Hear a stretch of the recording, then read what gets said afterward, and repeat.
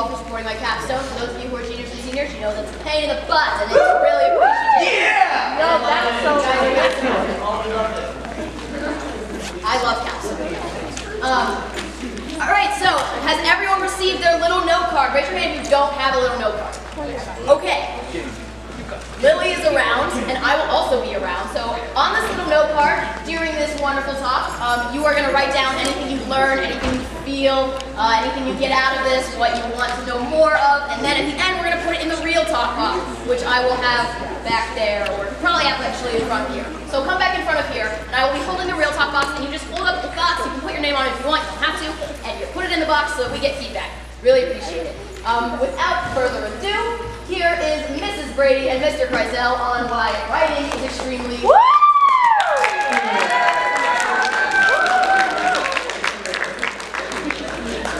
Hi everyone, thank you for coming out. I'm Mrs. Brady.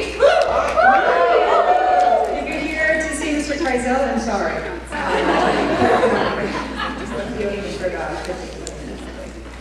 I'm here to talk about writing and how it has influenced me in my life and how my life has actually influenced my writing. I guess it all starts back. And this was created by Mr. Krizel. That was me. D into abbreviations.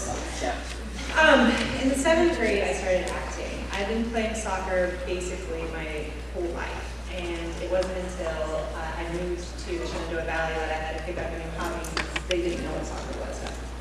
It wasn't a thing. So I picked up acting, and it's something that I realized I was good at and I really liked. And at the same time, I started to really enjoy writing in school. Because I was new in school, I was awkward. Some of you all have seen my picture in the teacher box. Thank you very much, Ms. Whip. Let us put our embarrassing middle school pictures in there, and I was able to really express myself and my feelings through writing.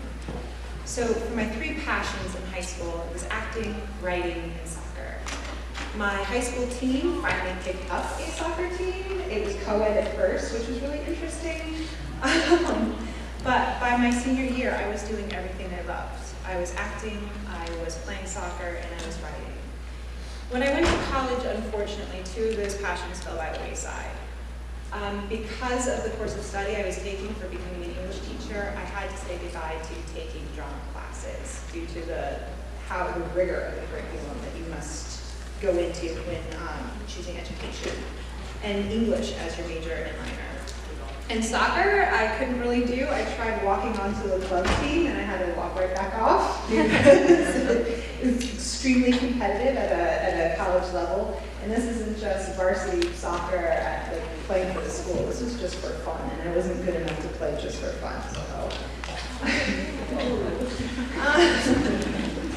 So I put all my passion into writing. In my senior year, or actually my junior year, I had advanced composition at JMU, and it really invigorated my love of writing, and that I felt good about myself and who I was as a writer.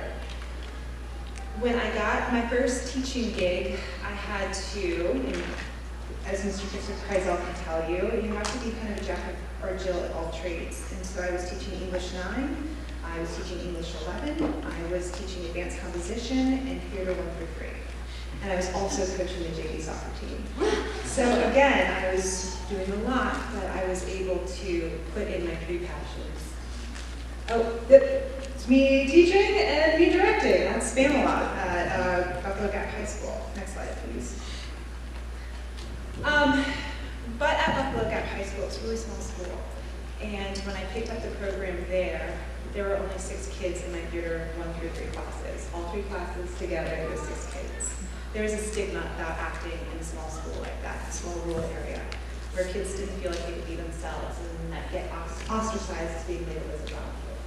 So I had to build the program, and I had to deal with making a cast for a few amount of kids.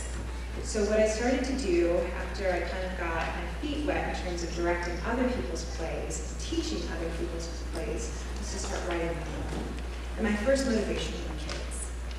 These were kids who were so loyal to the program, they were loyal to acting, and that they were picked up and beaten down every single day of their lives, but yet they kept coming back to my class and motivating me.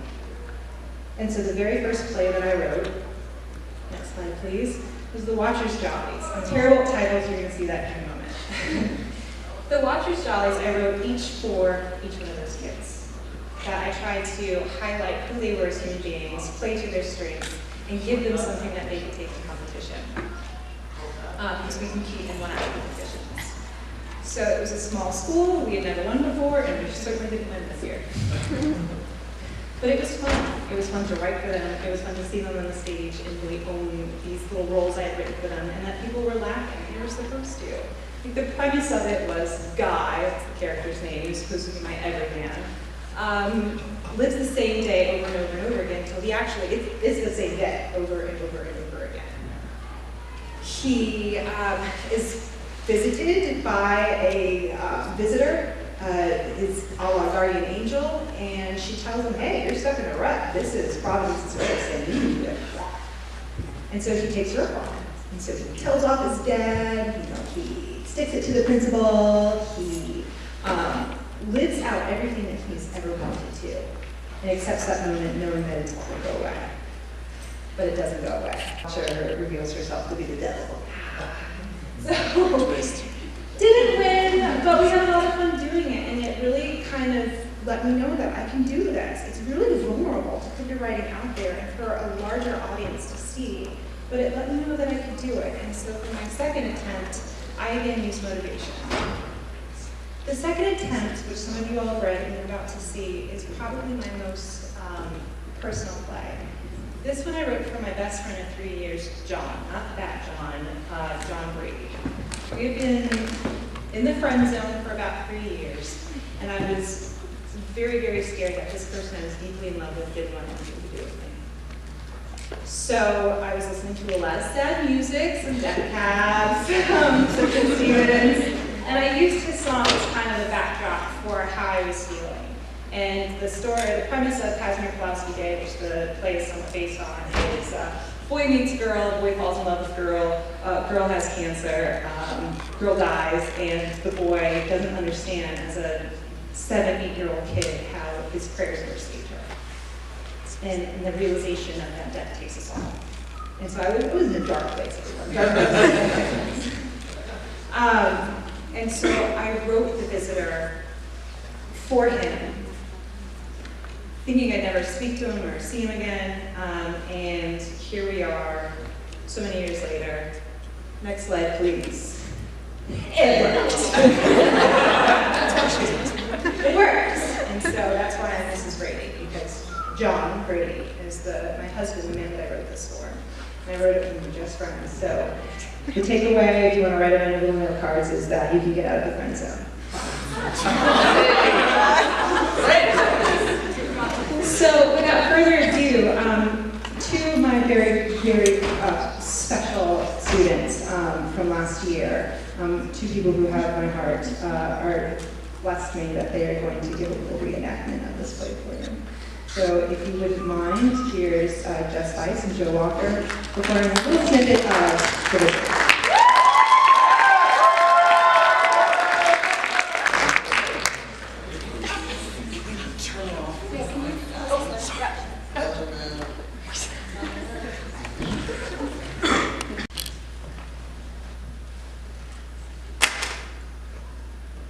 I think it's time that I go.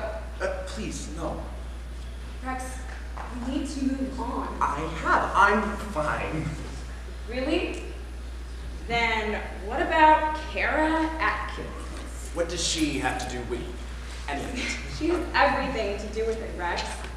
How many dates did you go on with her? How long did you lead her on? That's enough. No, Rex. That girl is perfect for you. And you know it. No, she isn't. Are you kidding me? She's gorgeous, funny, smart. She plays the guitar and laughs at your stupid Monty Python jokes. She likes all the lame music that you like, and she's perfect for you. And you turned her down? Come on, she doesn't like me like that. We're just friends. Please. You should see the way she looks at you. She adores you. I know what you did. I saw it. What are are you talking about? You knocked her kiss. I did not. You were studying for that chemistry test, the one you still failed, by the way, and she got closer and put her lips out there, and you blocked her. I don't remember that. I do. Well, then she just isn't my type. She's not your type. She's not. She's not your type. Dr. Phil, Match.com, and that weird psychic you went to, all combined couldn't have matched you better. She's not. It's just that she. Well, she's not you.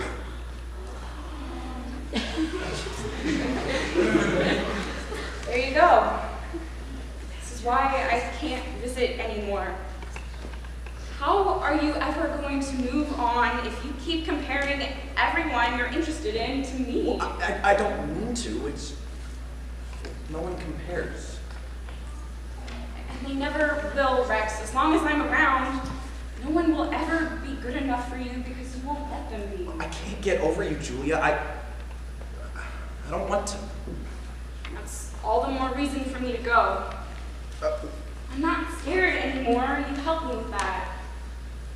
I'm finally ready. What's it like? How can I put this? It's kind of like camp. Things are new, different, way different. It's like a structured vacation. No, that's not right. Well, it's heaven. But you weren't ready for it before. And now I am. I know you, Jules. You're only saying that because you think you're hurting me, and you're not. Please, just stay with me. You know I can't.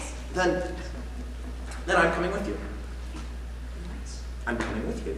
I heard you. Are you crazy? I could do it quickly, easily, without pain, and then we could be together. How dare you? I just wanted to see. How dare you? Did you see my parents? Our friends? How can you be so selfish? God, I'm sorry. I didn't I mean can't to. believe you. How could you be so stupid? I didn't mean to upset you. How It's could not you do like- that to your family, Rex? What are you thinking? You want to kill your poor mother too? No. Do you think death is easy? Do you think that life is so meaningless that you can take it away at will? I don't think that. Don't you know what a gift you have? I miss it, Rex. I miss it so bad. I miss all of it. My parents, my little brothers, my grandparents, my dog. I miss my dog. I will never get to hug my mom again. I will never get to eat my dad's chocolate chip pancakes. I will never get to feel the sun burning my shoulders during a softball game. It's all gone. I'm sorry. Do you know what I would give to be in your shoes? To feel? To really feel? I know that you're hurting, Rex. But I would do anything to be able to feel again. Joy, love, hate, pain. It hurts. But at least it lets you know that you're still alive. You can't feel? No. You can't feel. Rex, I said no. At least not on a level you can understand. So, you don't feel anything for me? Don't do this. When I was alive, I felt everything for you. That's why I think I come back to see you. My feelings were so strong for you that I thought maybe just seeing you again would get me to feel again. Rex, believe me. I would do anything to feel the love I have for you again.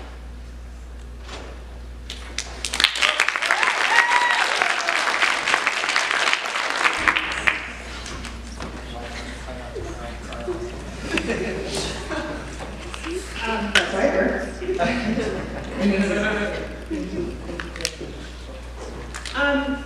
So we didn't win that year either. I'm incredibly competitive, but that that competitive edge is what's also helped my writing. So I went back to it. Maybe 5 or 6 years, I revisited The Visitor. And I added to it, and I took what the judges that year had to say to me about characters raising mistakes. And it was well enough for me, or to give me that confidence to keep doing this and to keep going forward. And it worked for my kids too. This was the artist who won the school contest for the play when we did the reboot. And this is my 2 main characters, Rex and Julia. Jordan's there in the center playing Rex, and Morgan's over there playing Julia, winning first and second place for acting.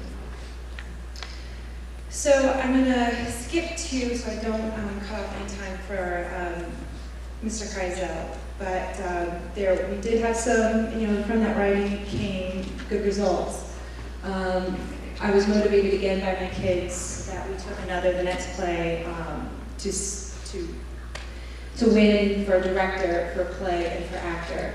But everything that I've written isn't, on fire. There are things like I was motivated by a bird cage, and it's literally about a bird cage. Pretty bad stuff. Nothing, and that happens. And so my life was really easy at that point. I was married and I had children, or I was about to have kids. And so life was good. And so, when we're happy, art suffers.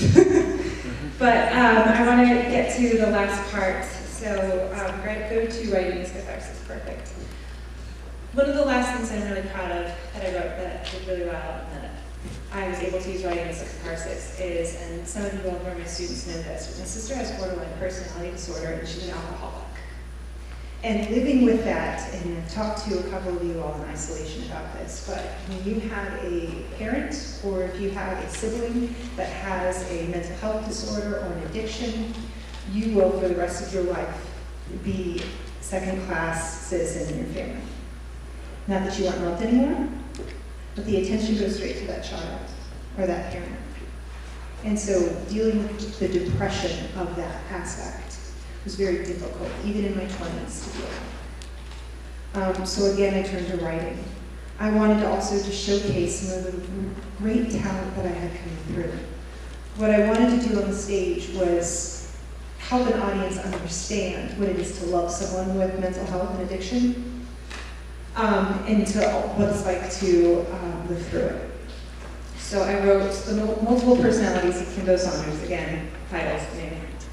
We don't know. For my sister, but really for myself.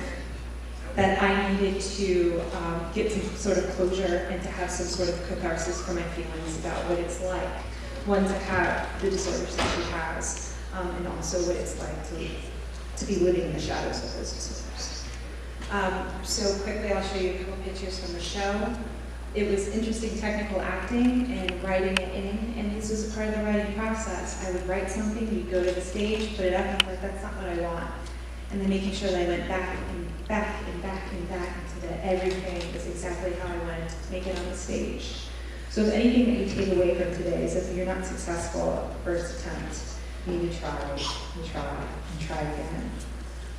What they did on the stage was the personality, and she had multiple personalities, directed her marionette style around the stage. They were her voice, they were her actions, and she was a slave to them.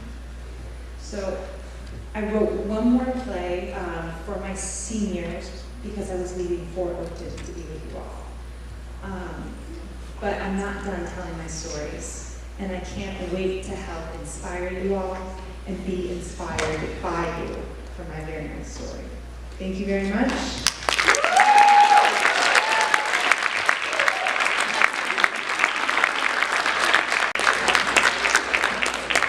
Hard act to follow. Thank you so much, Ms. Brady. That was really, really lovely. Yeah, it's kind of good that Ms. Brady talks about writing as catharsis, because that ties into my own journey of writing, which is very different than Ms. Brady's. Ms. Brady had a lot of support and experience doing this starting in high school. She kind of knew that, but my story is very different. So how did I get into theater? I got into theater through playing the piano. I've been playing the piano since I was 5. The picture there in the middle is me playing for a college thing. On the left there is me trying to play over Christmas, but being thwarted by my nephew Finney. Shout out Finney.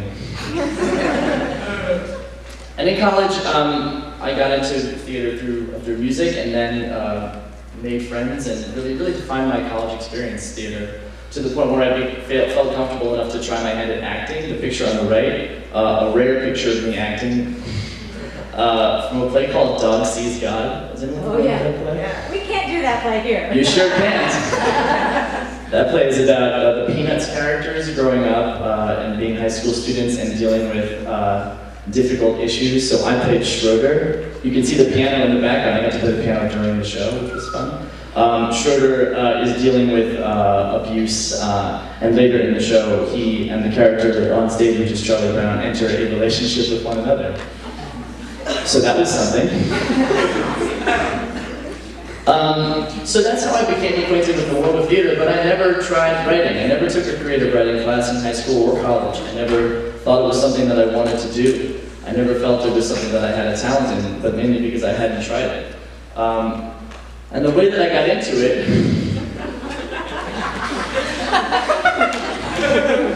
that's trash.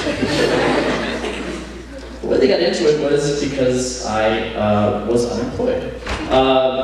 After college, I kind of took a bunch of left turns, and they never really led me anywhere. I went to grad school for public policy, realized I didn't want to do that. Moved to West Virginia and did AmeriCorps for a year, realized I didn't want to live in West Virginia.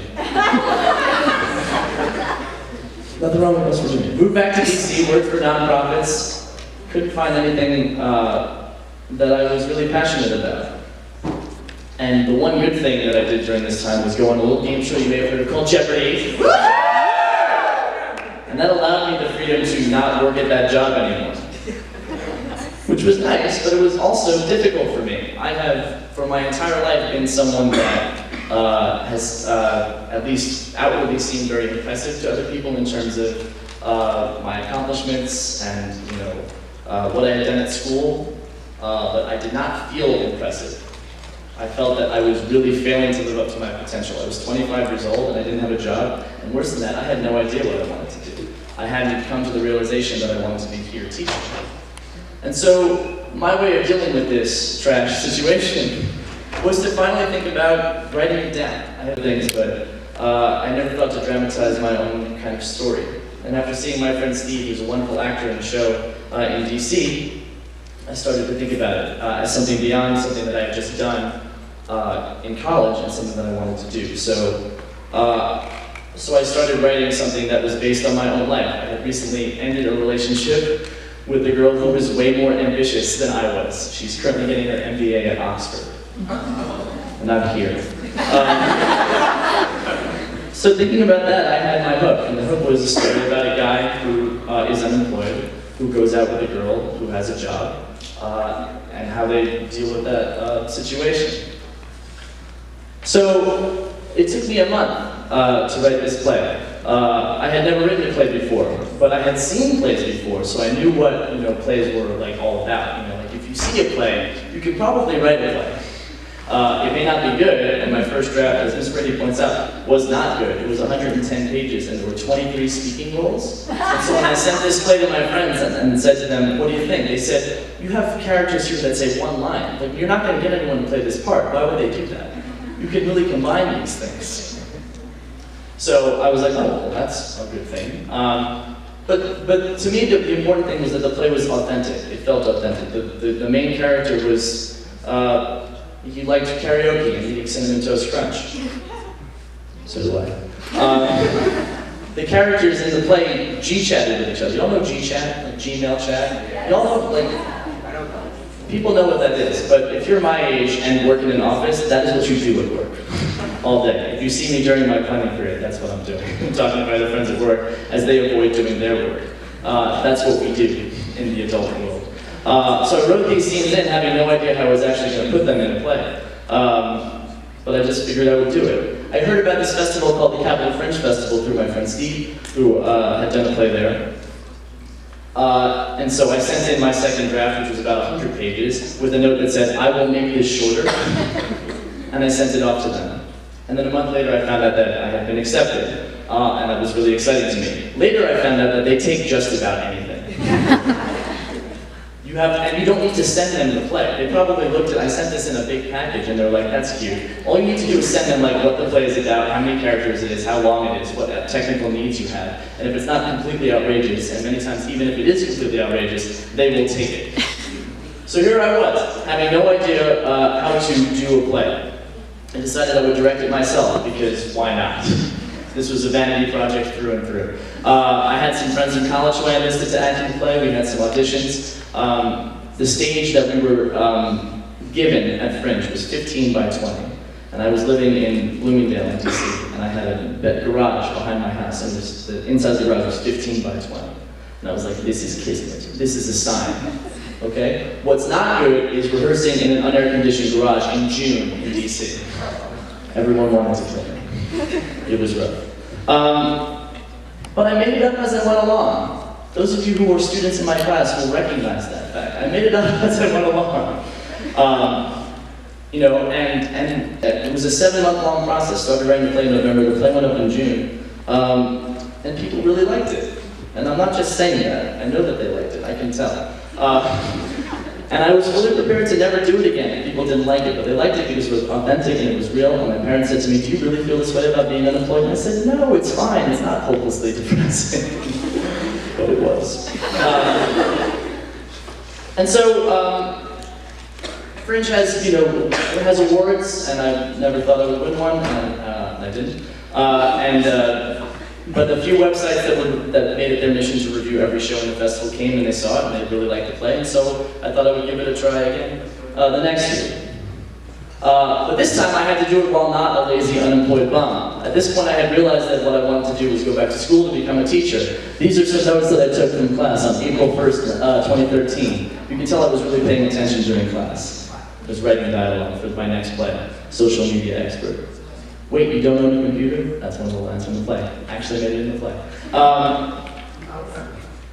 I set myself a challenge for the next play. I was worried that I had only written a play that was successful because it was so clearly about myself. So I wanted to write about something completely different. And so this play was about a guy, and some better posters this time. I made all the posters and stuff myself, and this time I got some help because I had no idea what I'm doing. I've never done graphic design in my life. This play was about a guy who runs a Twitter account for a fast food chain, and then the fast food chain, they have horse meat in their burgers, and so he has to deal with this emergency. But then it turns out also that the singularity is involved. Y'all know about the singularity? The technological singularity, the merging of man and machine? It was a really, really weird play. Really weird. But people liked it as well. We got reviewed in the Washington Post, the Washington City paper. And so I set myself another challenge, which was to write something about women, because my first two plays were fairly dude-centric. So I wrote a play called The Program Assistant, which was about what I had observed from a lot of my friends graduating college, navigating the difference between college and the real world, and the degree to which certain people accelerate into that world faster than others, and how that can ruin friendships. I've seen it happen.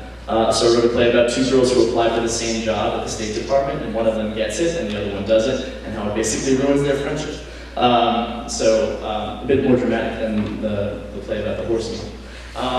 But each time I was learning different things about myself. I was trying to improve. I was trying to expand my boundaries. And so the play that I'm going to hopefully have time to show you stuff from is my next play, which was something that I wrote for, it's called Why Do We Fall? It was a half-hour play that I wrote for my friend's festival. I'm going to show you the first scene. Thank you to Jeff Parker, shout out to P. Watts and Jess. Are going to give you the first scene of this play, which is a blind date with a twist.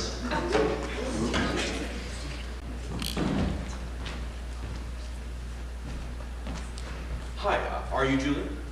Yes, hi. Nice to meet you. I'm so sorry I'm late. Oh, that's fine. I'm usually late. Don't worry about it. Thanks. Thanks for coming. No, thank you. I've never been on a blind date before. I mean, I don't even know if people still use that term, or if this even classifies as a blind date, or people hate that word date, you know?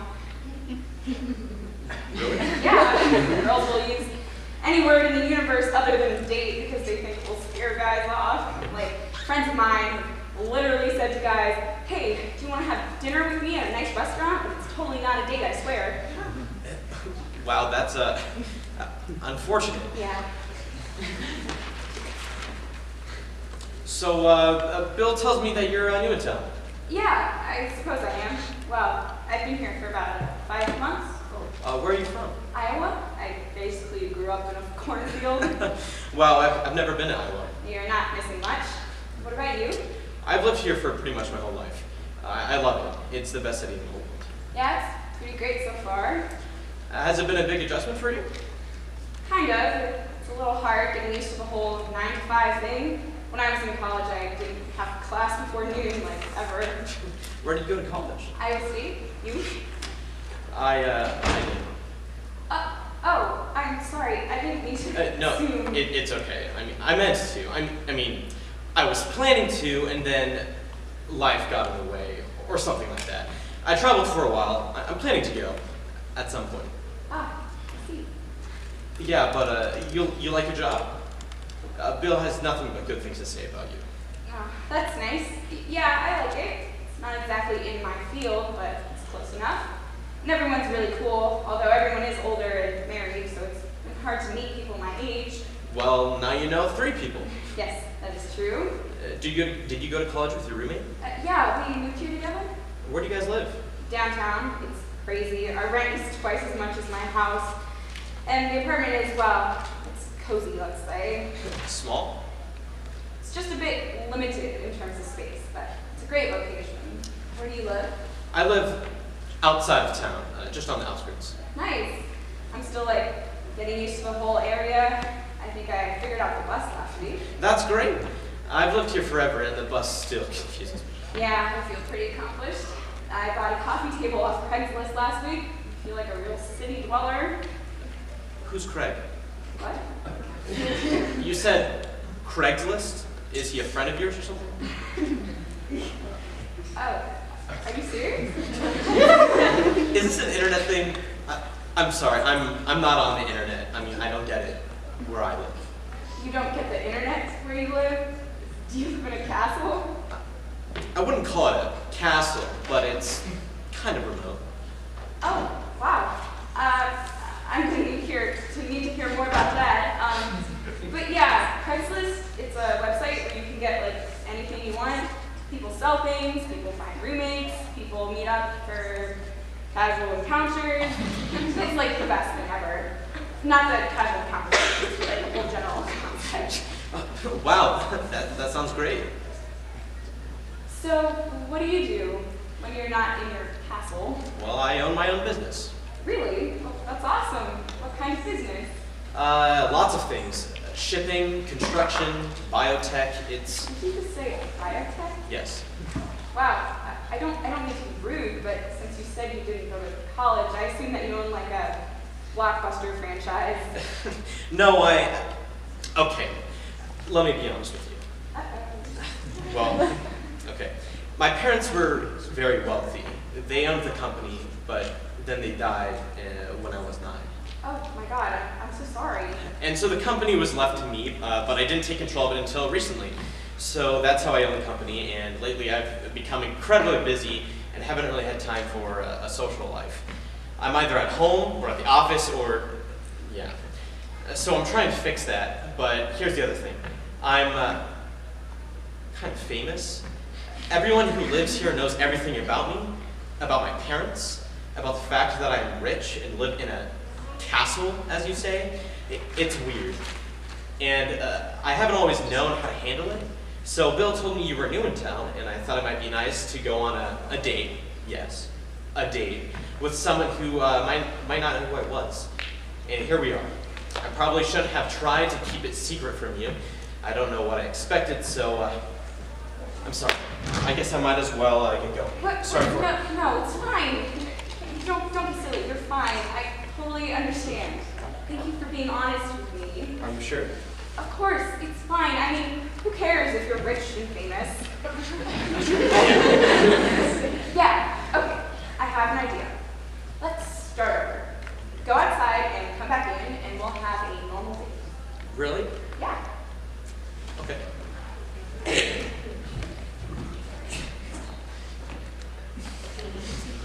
Hi there. I'm Julie. Hi, Julie. I'm Bruce Wayne.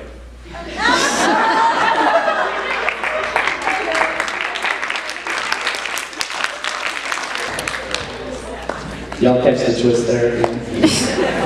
I only have like a minute left, so I'm going to skip talking about my play about our current president. You can come talk to me about that in my room if you like. I just wanted to wrap up by saying, I think for both Ms. Brady and I, writing has been a way for us to help awaken our passions.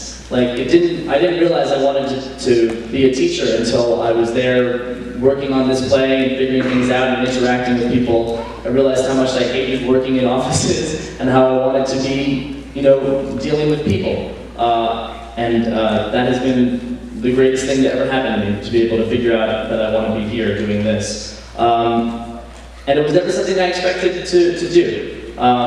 So I urge you to consider it, to try it. It may not be good. As Ms. Brady and I said, we weren't good when we started. But by practicing and doing it, you'll get better, and it's incredibly rewarding. Sitting in the back of the room and watching people, Ms. Brady and I just experienced this, watching people read words that you wrote and getting a reaction from people is the greatest feeling that I have ever had in my life. So give it a try, and thank you so much for coming and listening to us.